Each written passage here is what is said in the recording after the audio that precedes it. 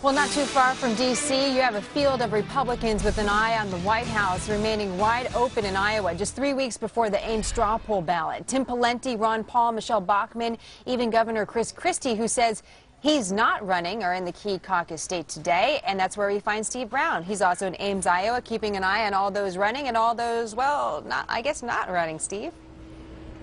Or in some cases almost running, or theoretically running. But yes, the level of activity has exactly everything to do, our level of activity in Iowa has exactly everything to do with the straw poll, which comes up on the second Saturday of August. It's traditionally an early indicator of which organization, which campaign organization really has the muscle to be able to move people in a caucus-like way that they're going to have to do coming up in February.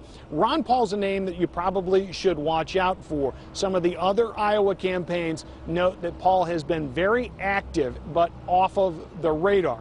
And while most candidates and campaigns try to dumb down expectations, saying, oh, we won't do that well, so that they can exceed expectations, apparently Ron Paul hasn't gotten that memo. Have a listen.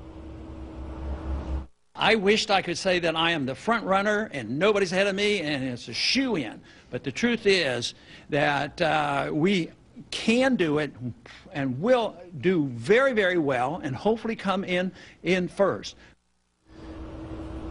Now, Tim Pawlenty would very much like to come in first in the straw poll, although he's not making as bold a prediction. But lately, he has been exchanging words with the Michelle Bachmann campaign, and they're not kind words at all. For a couple of weeks now, Pawlenty has been talking about Bachmann's record as a member of the House and pointing out that he doesn't believe that she has gotten a level of accomplishment out of that 3 terms in the U.S. House. Well, Bachmann yesterday fired back with a couple of salvos via news releases, one of which calling into question Pawlenty's ability to be able to keep a balanced budget up in Minnesota, which has been some level of controversy up there in the state of Minnesota. Then later on called Pawlenty's positions very much like President Obama's, and coming from a fellow Republican, it probably couldn't be read as anything other than an insult for the Pawlenty camp. We're to understand that Pawlenty will be addressing this personally at a microphone a little bit later today. And topping it all off, a guy that a lot of folks would like to run for president, but has decided not to, and has said so repeatedly. And yet, Chris Christie, the governor of New Jersey, is in Iowa today. He's going to be speaking at an educational summit. Originally, it appeared that the Christie camp was trying to steer away from the media and the obvious questions about what it would take to get the governor of New Jersey to run in the race. But now there is going to be an avail very late in the day. But Christie's answers about whether or not he will run for president have essentially been thus: no, no, and no.